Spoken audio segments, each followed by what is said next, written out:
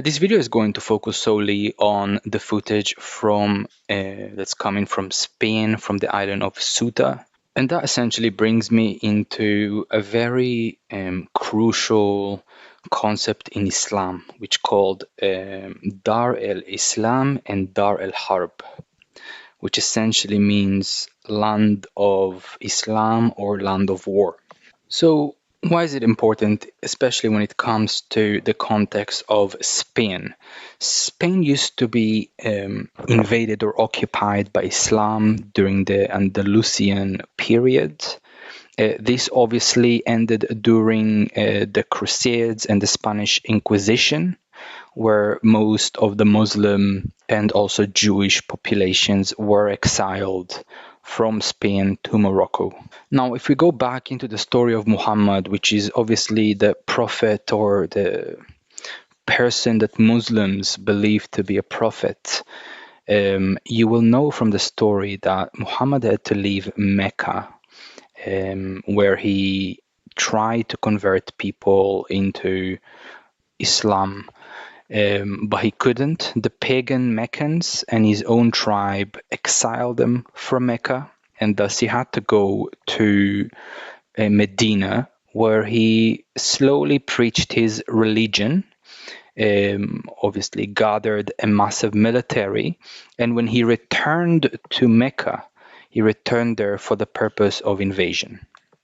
So why the Dar al-Islam and Dar al-Harb doctrine is very important. Essentially, in Islam, there is no consideration to historical chronology.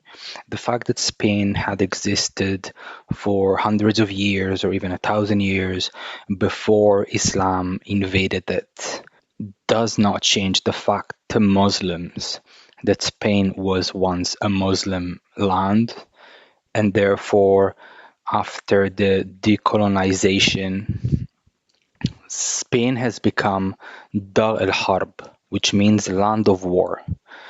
It was always in their intention that they will eventually return to Spain.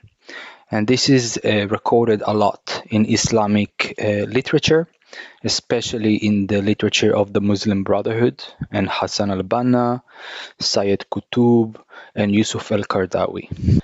Well, many people think this is an invasion. In this occasion specifically, I will have to disagree. And the reason why I'm disagreeing with this is because, in my personal opinion, this was a drill rather than an actual invasion. What I mean by drill is that what you saw happening essentially was testing the capability of the Spanish military and police. The fact that they came by way of boats and through the sea, even though they are connected to the city by land, just to me seems a bit odd.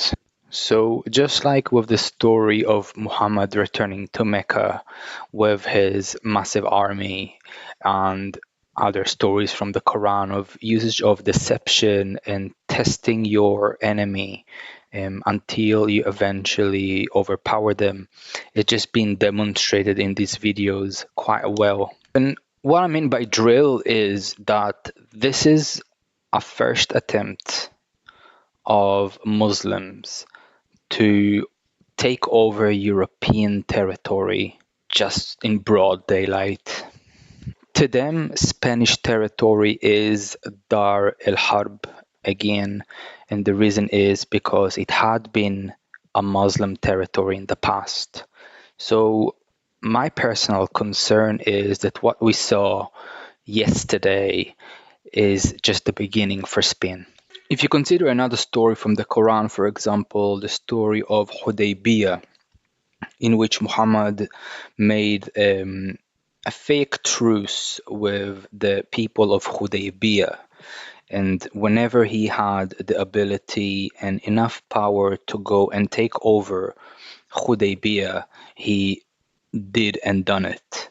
And when I say take over, I mean take over land Islamically. So all the men lined up and beheaded, women are used as sex slaves, and children as slaves in general. I've put the videos in the background just for reference. So there are and there were about 50,000 Moroccan men and men only coming into that Spanish city and essentially take over. You can see the police and the military just look at them helplessly doing absolutely nothing to stop or to slow them down. And this is, for me, a sign that this is just the beginning. The ease at which it just walked in from the shore onto the city is something that I've never seen before, maybe in movies or in, series about, like documentary series about, old wars or, more historical wars. What the Islamic world essentially learned yesterday is that they're welcome to raid Spain and nobody will do anything to them. And this is why I believe that this is only the beginning. The desire or the humiliation from the Spanish Inquisition is something that is not forgotten in the Muslim world.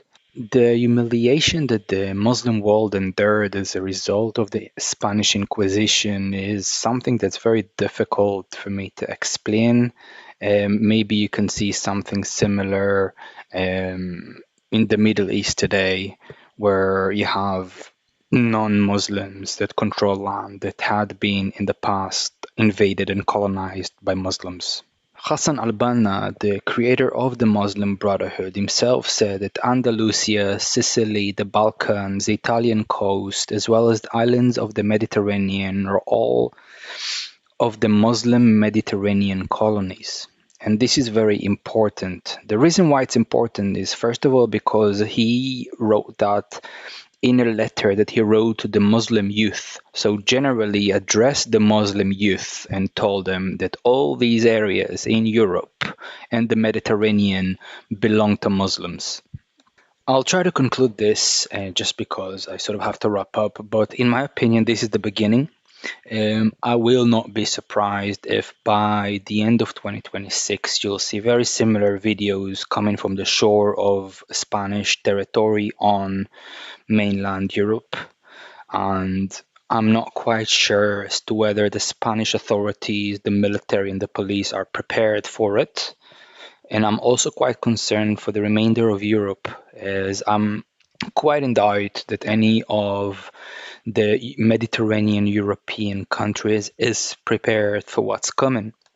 I hope this was informative enough. If somebody listens to it and has any question or any topic about Islam and the Middle East that they just can't be bothered investigating, please leave me a message or a comment and I'll be more than happy to discuss that in the next one. In the meanwhile, just as a goodbye, I will leave you with a nice old Jewish Andalusian melody.